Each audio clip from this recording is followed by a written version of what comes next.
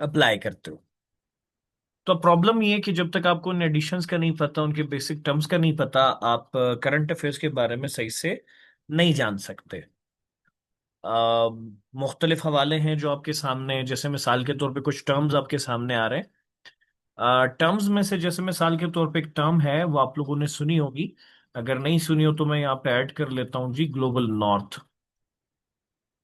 ठीक है, आप लोगों ने टर्म सुनी होगी, ग्लोबल नॉर्थ। भाइयों बहनों, एक टर्म आपने ये सुनी होगी और एक टर्म आपने सुनी होगी जिसे कहा जाता है ग्लोबल साउथ। ग्लोबल नॉर्थ और ग्लोबल साउथ का हवाला। भाइयों बहनों, जो ग्लोबल नॉर्थ है, ये कौन सी कंट्रीज को कहा जाता है? ग्रुप ऑफ कंट्रीज है जो डेवलप्ड कंट्रीज है। तो वो कंट्रीज जो डेवलप्ड कंट्रीज है, तो डेवलप्ड कंट्रीज के लिए जो टर्म यूज की जाती है वो ग्लोबल नॉर्थ की टर्म को यूज किया जाता है।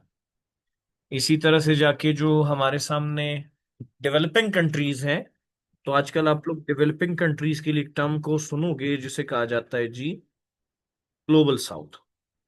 तो ये जो कंट्रीज है, ग्लोबल नॉर्थ और ग्लोबल साउथ का वाला, वो डेवलप्ड और डेवलपिंग कंट्रीज है। जब भी मैं आपके सामने बोलूं तो आप समझ जाए कि जी हम टॉकिंग अबाउट डेवलप्ड कंट्रीज और डेवलपिंग कंट्रीज के हवाले को मैं डिस्कस कर रहा हूँ। अब ये जो कंट्री है, ये स्टेट है, इसका हवाला भी क्लियर करा देते हैं।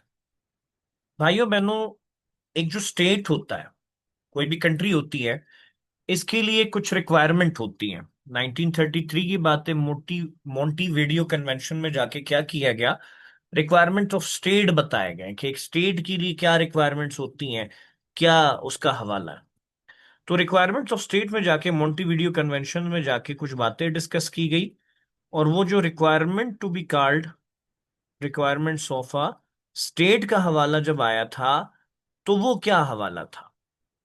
अब भाइयों और बहनों, रिक्वायरमेंट ऑफ अ स्टेट के लिए कुछ चीजें जो इंक्लूड की गई थी वो ऐसे है कि कोई भी टेरिटरी अगर स्टेट कहलाएगी तो उसके लिए पहले हवाला क्या होगा, कि उसके पास बाकायदा तौर पे टेरिटरी हो। उसके पास बाकायदा तौर पे टेरिटरी हो।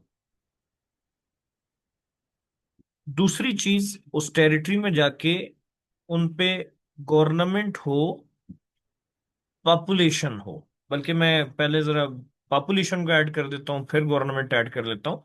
उस टेरिटरी के अंदर कौन रहता हो जी? पॉपुलेशन रिहाइश पजीर हो। देन उसके बाद जो तीसरी चीज यहाँ पे ऐड ऐड की गई मोंटीवीडियो कन्वेंशन के हवाले से, वो क्या था कि जी ये जो पॉपुलेशन हो, इस पे बाकायदा तौर पे कोई गवर्नमेंट हो, और वो गवर्नमेंट क्या कर रही हो, उस गवर्नमेंट इस पे रूल कर रही हो। Territory, population, government. और उसके अलावा जो चीज है वो ये है कि it should be able to make international relations. ठीक है, it should be able to make international relations. तो ये हवाला भी लिख लेते हैं।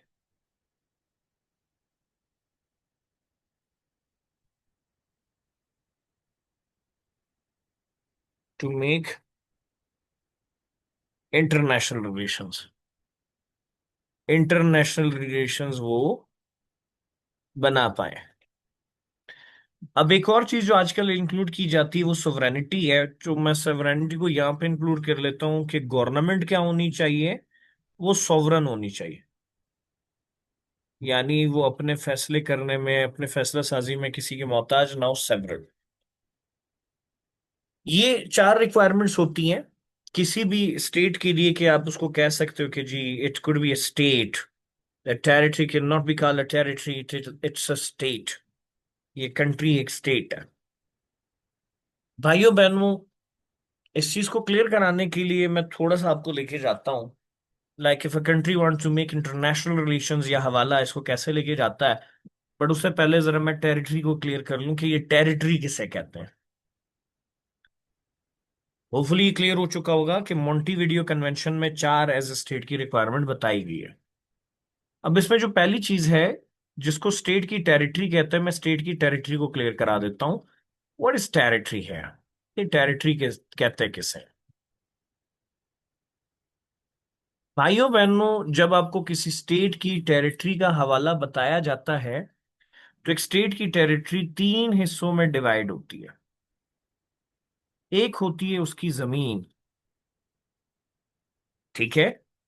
एक होता है उसका वाटर, और तीसरी चीज होती है उसका एयर स्पेस।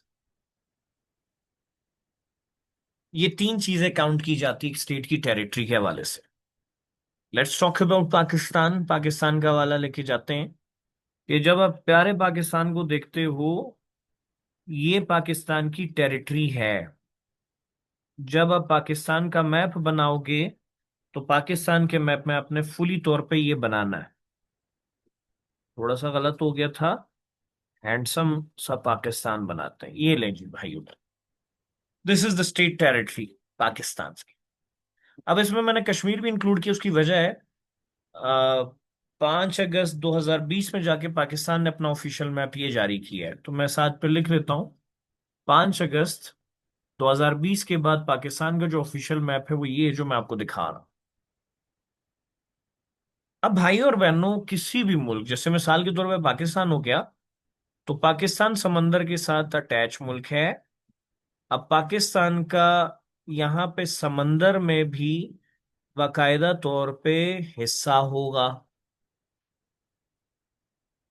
जैसे मिसाल के तौर पे ये राजी समंदर पाकिस्तान के साथ अटैच है। अब आपके जहन में हो कि पाकिस्तान के साथ जो समंदर अटैच है, इस समंदर में भी पाकिस्तान का हिस्सा मौजूद है, और पाकिस्तान उस पर अपनी सॉवरेंटी, अपनी टेरिटरी क्लेम करता है। कंट्रीज का हवाला होता है, अलग अलग होता है, मुख्तलिफ हो सकता है।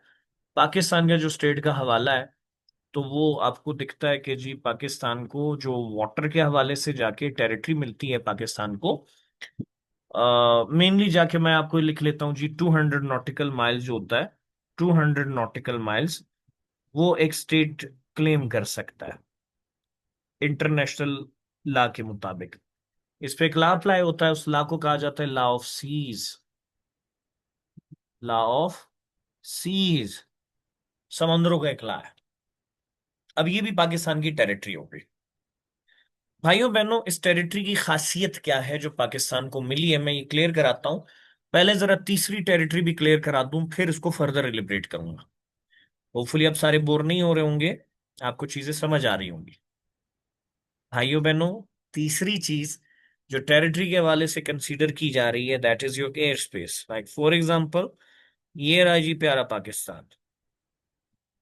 प्यारा पाकिस्तान के साथ, ठीक है, ये जो टेरिटरी है, इसके साथ जाके Pakistan is having a territory. और वो कौन सी टेरिटरी है? वो टेरिटरी है एयर स्पेस की।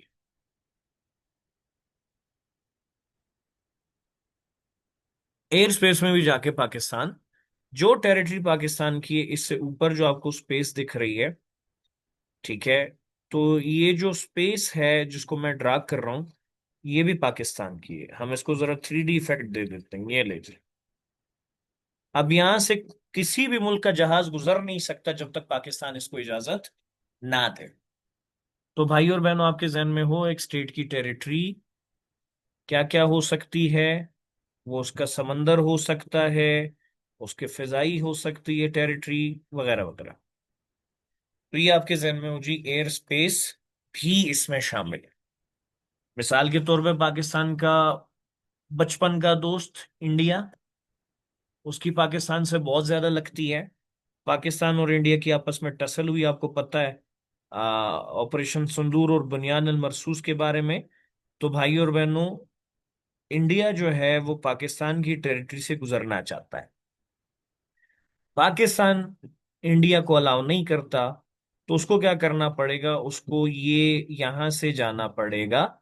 लेकिन प्रॉब्लम ये है कि समंदर में भी पाकिस्तान का इलाका है, तो उसको इस इलाके को छोड़ के जाना पड़ेगा, और उसको लंबा रास्ता कैरी ऑन करना पड़ेगा कहीं तक पहुंचने के लिए।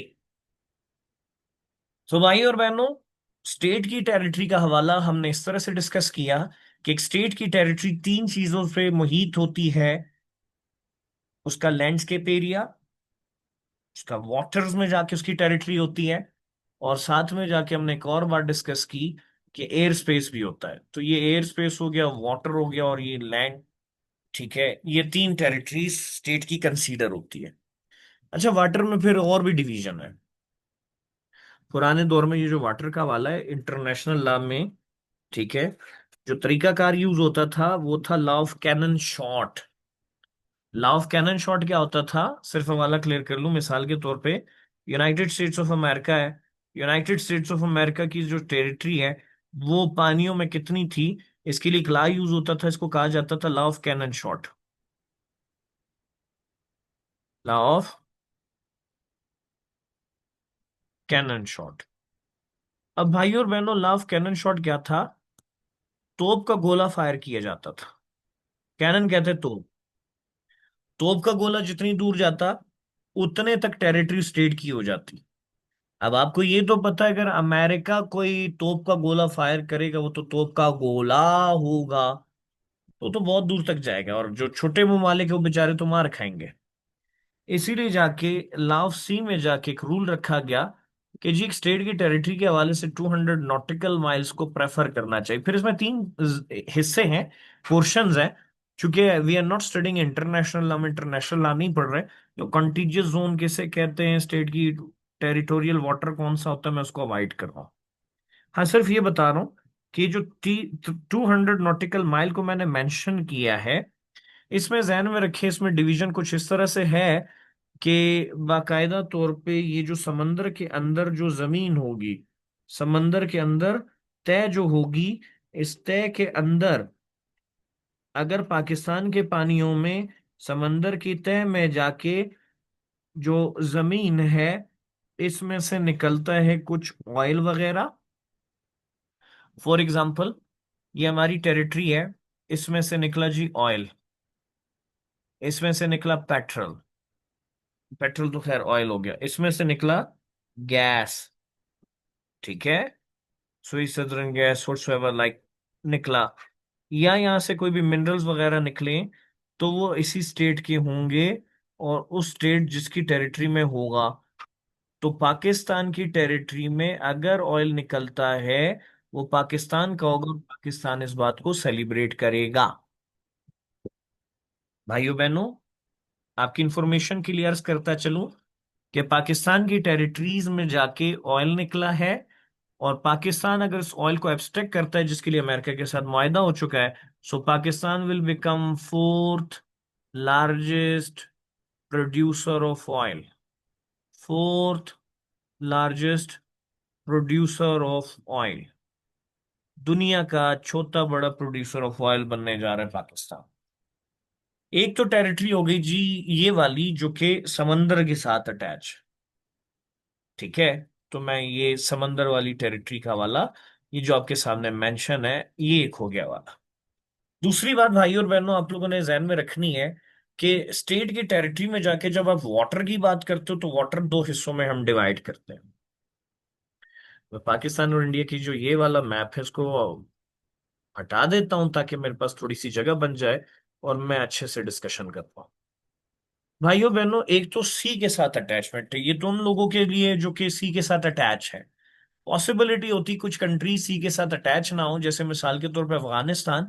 तो अफगानिस्तान के लिए एक टर्म यूज होगी, जिस मुल्क के साथ समंदर अटैच ना हो, उस मुल्क के लिए आप टर्म यूज करते हो लैंड लॉक्ड कंट्री। कौन सी country? Land locked country.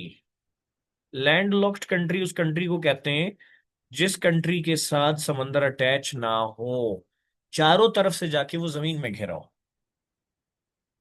Nepal Bhutan हो गए, ठीक है, लैंडलॉक। मंगोलिया हो गया, लैंडलॉक कंट्री है। Afghanistan is the best example of landlock country, आपका हमसाया मुल्क, इसके साथ कोई समंदर अटैच नहीं। अब आप सोचो, एक और चीज है, लाइक वाटर की टेरिटरी में, वाटर्स में जाके दो चीजें अप्लाई होती है। मैं वाटर का लिख लेता हूं। जब मैं वाटर की बात करता हूं या टेरिटरी का वाला उठाता हूं, तो एक तो हो गया कि सी के एतबार से जाके क्या असूल है, जो मैंने ऊपर बता दिया। एक और हवाला है। दूसरा वाला क्या है भाइयों बहनों? दूसरा वाला ये है, एक स्टेट की टेरिटरी के लिए बकायदा उसमें रिवर्स का हवाला भी मेंशन होता है, कि रिवर में जाके उसके कितना हिस्सा होगा और कौन से रीजन में हिस्सा होगा वगैरह वगैरह। मिसाल दे देता हूं। मैं इसको थोड़ा सा जूम आउट कर लेता हूं, मेरे पास जगह बन जाएगी। भाइयों बहनों, रिवर का वाला कैसे? प्यारा पाकिस्तान ये अटैचमेंट रखता है कंट्री के साथ जो हमारी बचपन की दोस्त है, एंड दैट इज इंडिया। अब ध्यान में रखें, when you talk about India, जब आप इंडिया की बात करते हो और पाकिस्तान की बात करते हो, तो ये दोनों ममालिक क्या कर रहे हैं? रिवर्स को शेयर कर रहे हैं। Both these countries do what? They share river. River को शेयर कर। अब जो रिवर को शेयर कर रहे हैं, तो जो रिवर है वो स्टार्ट होता कहाँ से है? इंडिया से है। इंटर कहाँ होता है? पाकिस्तान में होता है। रिवर का आगाज इंडिया से होता है और वो बहता कहाँ पे? पाकिस्तान में। अब भाइयों बहनों ध्यान में रखो, वो मुल्क जहां से रिवर बह रहा हो, स्टार्ट हो, दूसरे मुल्क में जा रहा हो, तो जहां पे रिवर का आगाज हो रहा हो, ठीक है, उसको हम क्या कहते हैं जी? उसको हम कहते हैं अपर रिपेरियन स्टेट। इंडिया जहां से रिवर आ रहा है उसको हम कहते हैं अपर रिपेरियन स्टेट। जहां से दरिया बह के आ रहा हो, अगर दो कंट्रीज, दो से ज्यादा हो सकती है, दो कंट्रीज शेयर कर रही हो रिवर को, और जहां से रिवर बह के आ रहा हो दूसरे मुल्क में, ठीक है, एक मुल्क जहां से रिवर बह रहा हो उसको अपर रिपेरियन कहेंगे, और वो मुल्क जहां पे जो रिसीवर हो, रिसीवर ऑफ अ रिवर हो, तो जहन में रखो, उसके लिए हम लोग एक टर्म यूज करते हैं और उस टर्म को क्या कहते हैं? That is lower riparian state. That is lower riparian state.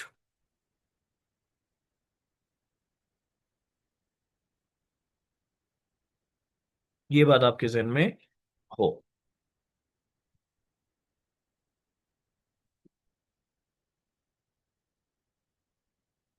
ये हो गया भाई upper riparian state, lower riparian state का वाला।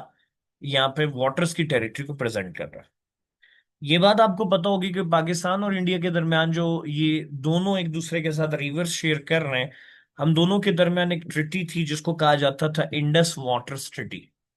पाकिस्तान और इंडिया ने क्या किया? दोनों ने एक दूसरे के साथ एक ट्रिटी को साइन किया, जिसका मेन मकसद क्या था? ताकि एक दोनों ममालिक में ये एक दूसरे का पानी रोक ना सके, स्पेशली इंडिया पाकिस्तान का पानी रोक ना सके। पाकिस्तान ने क्या रोकना था? Pakistan lower riparian state. तो इसके लिए हमारे दरमियान एक मुआहिदा हुआ जिसको कहा जाता है क्या? Indus waters treaty.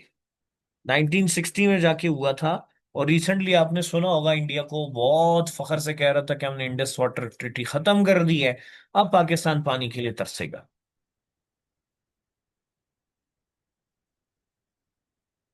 भाइयों बहनों, स्टेट की टेरिटरी में एक हुई जमीन, स्टेट की टेरिटरी में दूसरे हुए वाटर, तीसरा हुआ एयर स्पेस।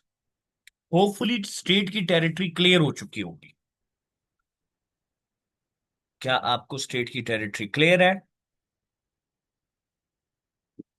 मैं आगे चलूं? That's good. शाबाश। गुड हो गया जी।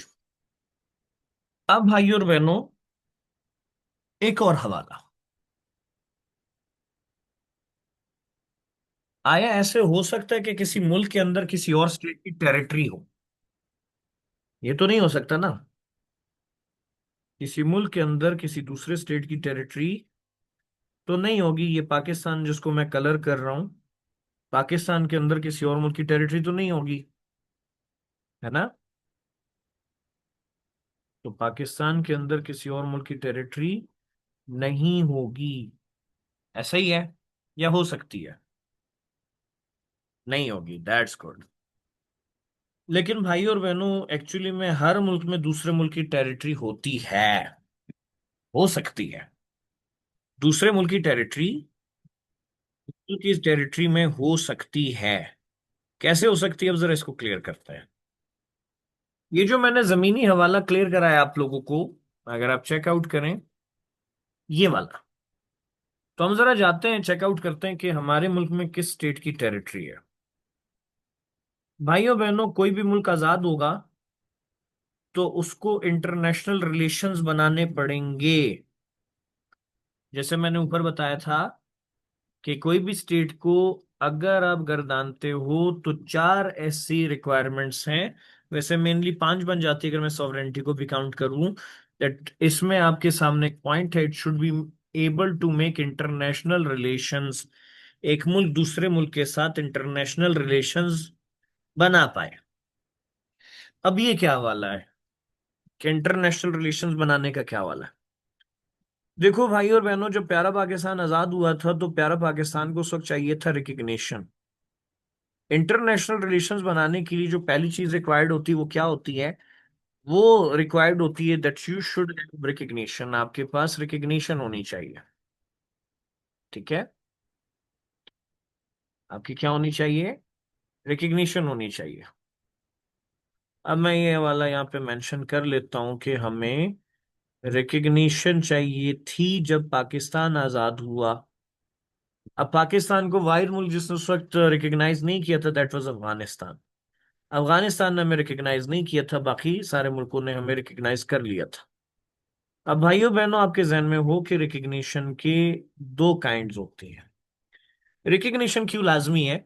अगर पाकिस्तान चाहता है कि वो ट्रेड स्टार्ट करे, पाकिस्तान चाहता है वो किसी के हवाले से भी जाके कारोबार या कुछ भी करना चाहता है, डिप्लोमेटिक रिलेशंस कायम करना चाहता है किसी मुल्क के साथ, तो उसको चाहिए होगा कि उसको रिकग्निशन हो एक्चुअली में पहले। अगर कोई कंट्री पाकिस्तान को रिकग्नाइज नहीं करेगा then Pakistan will not be able to make its relation with that country. तो इसके लिए पाकिस्तान को रिकग्निशन का होना बड़ा लाजमी है। भाइयों बहनों, रिकग्निशन कंट्री की हो सकती है, ठीक है, रिकग्निशन गवर्नमेंट की हो सकती है। रिकग्निशन कंट्री की हो सकती है, रिकग्निशन गवर्नमेंट की हो सकती है। भाइयों बहनों, आपके जहन में हो कि रिकग्निशन का हवाला, रिकग्निशन की दो किस्में, एक डिफेक्टो है और एक डिजोर है। दो रिकग्निशन होती। अब आपके जहन में हो कि when I talk about de facto recognition, तो असल में ये पहली काइंड है। पहली काइंड में जाके क्या होता है, ये नॉन परमानेंट है। क्या है? Non permanent. ये नॉन परमानेंट रिकग्निशन है, यानी ये क्या है? कंडीशनल रिकग्निशन है। कंडीशनल यानी मशरूत है, शराइत रखे जाते हैं। अगर कोई कंट्री वो शराइत पूरी नहीं करता तो इस रिकग्निशन को कैंसिल किया जा सकता है। लेकिन अगर वो कंडीशन शराइत को पूरा करता है, फिर दूसरी रिकग्निशन की काइंड है, जो कि क्या है? डिजोर रिकग्निशन, परमानेंट रिकग्निशन। भाइयों बहनों, जहन में रखो, डिफेक्टो रिकग्निशन वापस ली जा सकती है, लेकिन अगर किसी मुल्क ने किसी मुल्क के लिए डिजोर रिकग्निशन दे दी तो उस रिकग्निशन को वापस नहीं लिया जा सकता। तो ये ध्यान में रखना। अफगानिस्तान ने हमें इसलिए रिकग्नाइज नहीं किया था, डिफरेंट लाइन इशू था हमारे दरमियान। ठीक है, तो डिफेक्टो रिकग्निशन और डिजो रिकग्निशन क्लियर होगा। किसी भी मुल्क को रिकग्निशन चाहिए, क्यों चाहिए? चेक आउट करें। Why do they need recognition? क्यों रिकग्निशन लाजमी है? भाइयों बहनों, आपके जहनों में एक बात होनी चाहिए। कैसल में जब आप रिकग्निशन की बात करते हो, डिफेक्टो या डिजो रिकग्निशन की बात करते हो, तो आपके जहन में होना चाहिए इस रिकग्निशन का क्या फायदा है। मिसाल के तौर पे पाकिस्तान को रिकग्निशन मिली जब, तो फायदा क्या हुआ? पाकिस्तान ने दूसरे ममालिक के साथ रिलेशंस का आगाज किया, पाकिस्तान के रिलेशंस कायम हो गए। मैं ऐसे कर लेता हूं ताकि थोड़ा सा वाज़ेह दिखे। पाकिस्तान ने रिलेशंस का आगाज किसके साथ स्टार्ट किया? फॉर एग्जाम्पल हम बना लेते हैं जी United States of America. Pakistan और यूएसए के ताल्लुकात कायम हो गए। या हम बना लेते हैं जी चाइना, पाकिस्तान और चीन के ताल्लुकात का आगाज हो गया। अब भाइयों और बहनों, पाकिस्तान और चीन के ताल्लुकात और पाकिस्तान और यूनाइटेड स्टेट्स ऑफ अमेरिका के ताल्लुकात का आगाज हुआ। छोटी छोटी आंखों वाले चाइना को जरा कंप्लीट कर ले पहले। ये हो गया जी चीन के साथ रिलेशंस का आगाज, और यूनाइटेड स्टेट्स ऑफ अमेरिका के साथ आपके रिलेशंस का आगाज हुआ। अब भाइयों बहनों ध्यान में रखो, आप क्या करोगे? जिनके साथ आपके रिलेशन का आगाज हुआ, आप उनके लिए एम्बेसी ओपन करोगे उस मुल्क की। तो पॉइंट ध्यान में रखो, ये जो एम्बेसी होती है, एम्बेसी के बारे में ध्यान में रखो। एम्बेसी जो होती है एक्चुअली में जाके उस स्टेट की टेरिटरी नहीं होती। यानी अगर अमेरिका ने एम्बेसी खोली है पाकिस्तान में, या चीन ने एम्बेसी खोली है पाकिस्तान में, तो वो जो एम्बेसी होगी that will not B consider the territory of Pakistan. Embassy की इंटरनल जो टेरिटरी होती है that will be the consider of the territory of that state जिनकी एम्बेसी ओपन की गई हो। तो ये आपके जहन में होना चाहिए।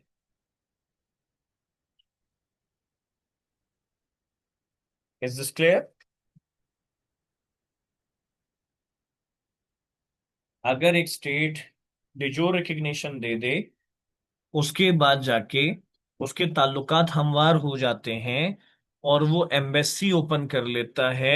एम्बेसी क्या है? एक फॉरेन ऑफिस है एक मुल्क का, किसी भी मुल्क के अंदर, जो उस मुल्क के कान और आंखें बन के काम करती है।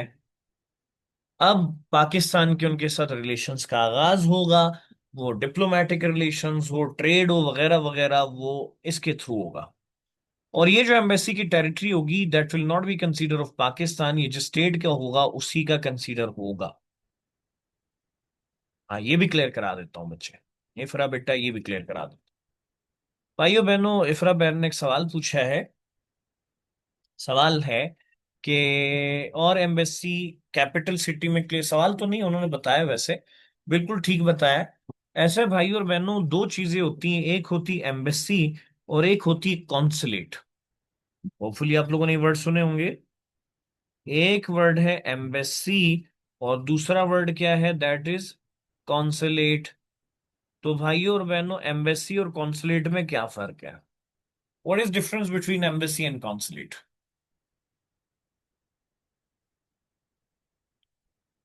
मत करें, आंसर दें।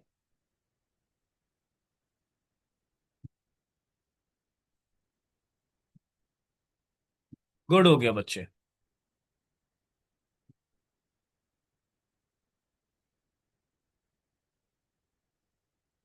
जिस जिस मुल्क को पाकिस्तान के साथ, जिसके मुल्क के रिलेशन, उन सब मुल्कों में पाकिस्तान की एम्बेसी मौजूद है। इसके साथ तमाम मुल्कों में जिनके साथ पाकिस्तान के ताल्लुकात है। इसराइल में मौजूद नहीं है, पाकिस्तान इसराइल को रिकॉग्नाइज नहीं करता।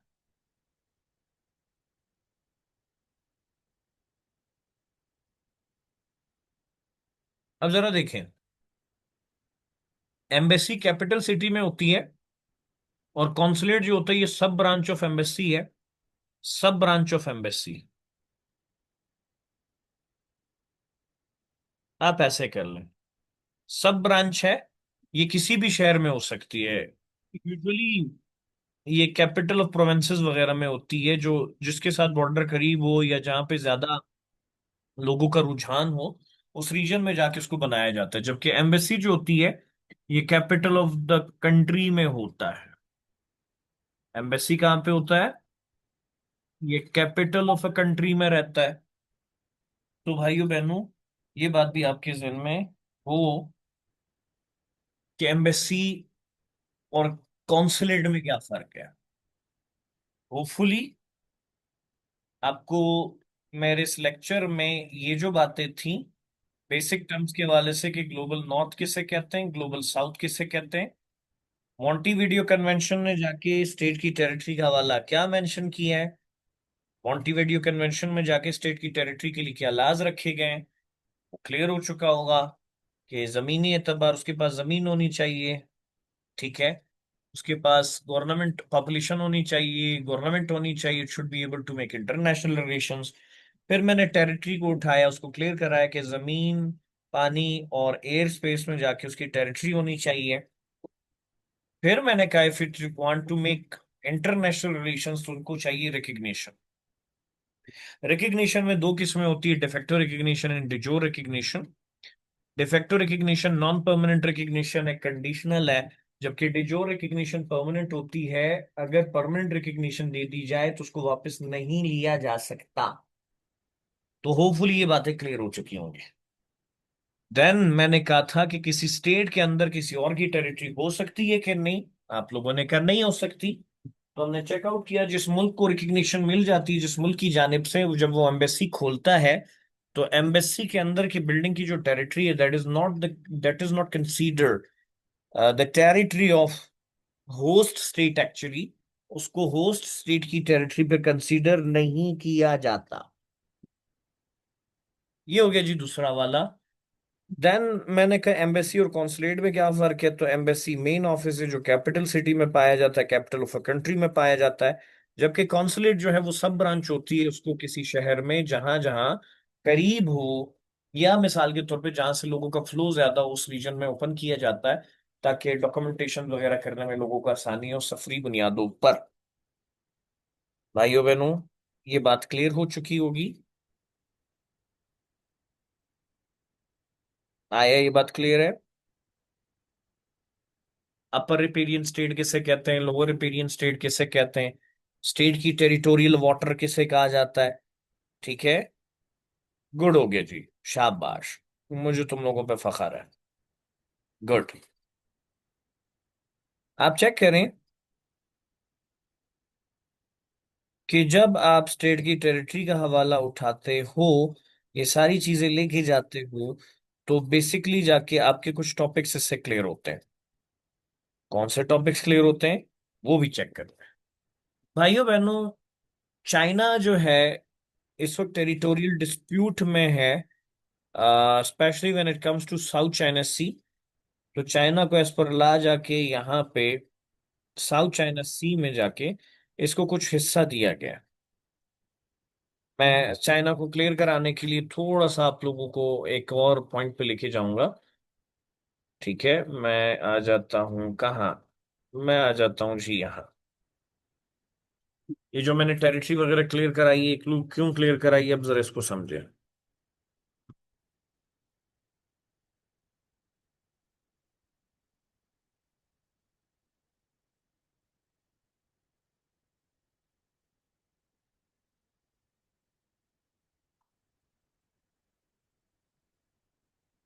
इस पॉइंट को हम समझने की कोशिश करें।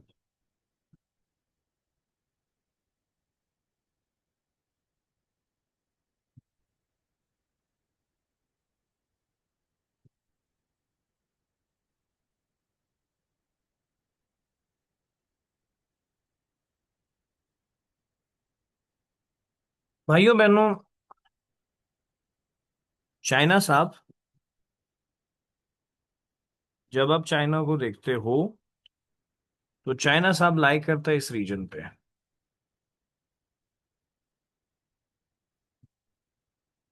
ये रहा चाइना।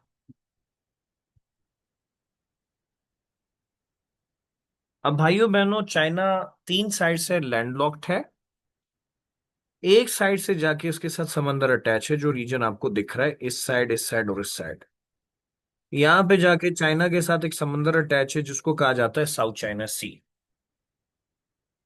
ठीक है, इसको कहा जाता है साउथ चाइना सी। मैं इसको मार्क करने के लिए, आपको क्लियर कराने के लिए इसे भी कर लेता हूँ, ताकि ज्यादा वाज़ेह हो। ये साउथ चाइना सी है। अब भाइयों बहनों, as per law of the सी कि 200 नॉटिकल माइल्स जो है उस पे चाइना क्लेम कर सकता है। मिसाल के तौर पे ये रीजन है जहां पे चाइना क्लेम कर सकता है। अब चाइना बाबा क्या करता है, चाइना जहां पे उसकी टेरिटरी खत्म होती है वहां पे जाके आर्टिफिशियल आइलैंड बनाता है। आर्टिफिशियल आइलैंड कैसे बनाता है, ये समंदर में पानी रेत डालता रहता है, जिसकी वजह से जाके वो एक आइलैंड की शक्ल इख्तियार कर लेता है। कैसे, ही आपको सुनने में बड़ा अजीब लगेगा, मैं इसको भी क्लियर कराता हूँ। अब जहां पे उसकी टेरिटरी होगी कि जी ये टेरिटरी इसकी होगी, तो एज पर लॉ ऑफ सी कि किसी भी कंट्री के साथ अगर समंदर अटैच हो और समंदर में आइलैंड आ जाए, तो यहां से उसकी टेरिटरी फिर से काउंट होगी 200 नॉटिकल माइल्स के एतबार से। अब भाइयों बहनों, जहन में रखो चाइना साहब क्या कर रहा है। चाइना यहां से जब आइलैंड अपने लिए आर्टिफिशियल आइलैंड बनाता है, तो उसकी टेरिटरी में ऑटोमेटिकली क्या हो जाता है, इजाफा हो जाता है।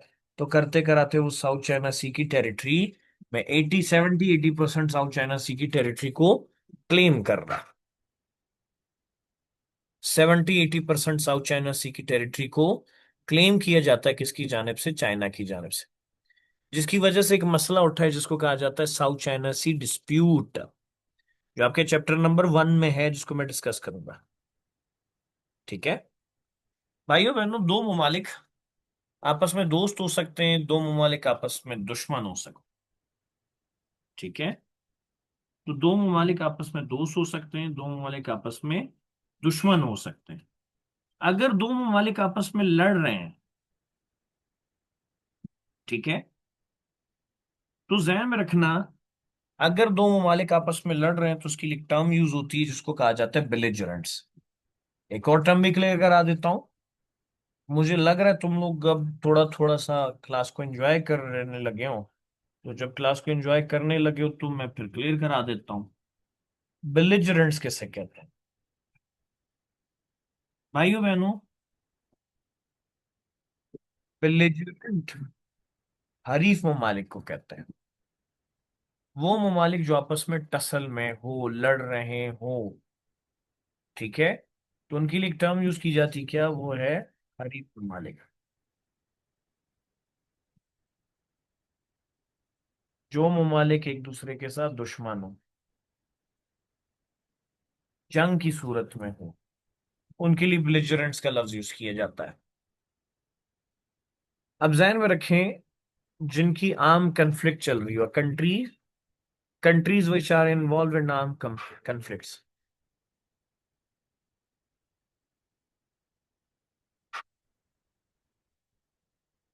Countries which are involved in arm conflicts. तो आप इसको क्या कहते हो जी? आर्म कन्फ्लिक्ट में जो कंट्रीज इन्वॉल्व होती है, आप इनको बेलिजरेंट कहते हो। जैसे इस वक्त फलस्तीन और इसराइल आपस में लड़ रहे हैं। इसराइल तो एक स्टेट नहीं है, पाकिस्तान की फॉरेन पॉलिसी का बाकायदा हवाला है कि we do not consider Israel a state. Western कुछ इंटरनेशनल कम्युनिटी कंसीडर कर रही है, तो मैं इसीलिए इसको बोल रहा हूँ, अदरवाइज मेरी नजर में इसराइल कतन कोई स्टेट नहीं है। ठीक है, तो आपको जो दिख रहा है इस वक्त ग्रीन, ये फलस्तीन है। ये जो ग्रीन दिख रहा है ये फलस्तीन है। इसकी टसल किसके साथ चल रही है? इसराइल के साथ चल रही है। ये जो ब्लूइश ब्लूइश मार्क कर रहा हूँ ये इसराइल है। अब ये दोनों इस वक्त क्या है? बिलिजरेंट्स है, हरीफ ममालिक है, लड़ रहे हैं, आर्म कन्फ्लिक्ट चल रही है दोनों के दरमियान। इनको कहा जाएगा बिलिजरेंट्स। भाइयों बहनों, अगर दो बिलिजरेंट्स हो और उसके दरमियान एक न्यूट्रल टेरिटरी को बनाया जाए, मिसाल दे देता हूं, मिसाल के तौर पे शाम। अब जहन में रखिए जी, शाम जो है इसका, और अगर आप देखें इसराइल का, तो यहाँ पे जाके एक एरिया है जिसको कहा जाता है गोलान हाइट। शाम और इसराइल के बीच में सीरिया का एक इलाका है। सीरिया के एक इलाके जिसको कहा जाता है गोलान हाइट्स। मैं साथ में लिख लेता हूँ किसका इलाका है। ये सीरिया का इलाका है। सीरिया जिसको आप उर्दू में कहते हो शाम। ऐसा ना हो कि आप शाम को इंग्लिश में इवनिंग कह दो कंट्री को। शाम जो मुल्क है इसको सीरिया कहा जाता है। अब ये एक इलाका गोलान हाइट इसराइल के कब्जे में है। 1967 से ये इलाका इसराइल के कब्जे में है। 1981 में इसराइल ने कहा ये इलाका मेरा है। अब हुआ क्या, शाम के लोग और इसराइल के लोग आपस में ना लड़े, इस मकसद के लिए ये जो टेरिटरी है जो मैं ब्लू ड्रॉ कर रहा हूं, इसको बफर जोन बनाया गया। क्या बनाया गया? बफर जोन बनाया गया। बफर जोन किसे कहते हैं भाइयों बहनों? बफर जोन जो है, न्यूट्रल टेरिटरी को कहा जाता है। Neutral territory between two belligerents. दो बेलिजरेंट्स के दरमियान न्यूट्रल टेरिटरी जो होगी उसको कहा जाएगा बफर जोन। अगर वो मुल्क हो तो उसको कहा जाएगा बफर स्टेट। भाइयों बहनों, यहां तक किसी का कोई सवाल तो नहीं है? देखो हम लोगों ने क्या हालत कर ली है। Just look at this. हमने आज की डिस्कशन में क्या हालत की है, किसी का कोई हवाला या सवाल तो नहीं है। We have discussed a lot. हमने बहुत कुछ डिस्कस किया बेसिक टर्म्स के हवाले से। चूंकि एक्सप्लेन करना था, मैं बड़ा स्लो गया हूं ताकि आपको एक एक चीज का बड़े वाजे तरीके से क्लियर हो। जेरूसलम, बच्चे, जेरूसलम फलस्तीन का है, वो बफर जोन नहीं है। जेरूसलम बफर जोन नहीं है, फलस्तीन का है। इसराइल झूठा है, ऑक्युपायर है, मकार है। ठीक है।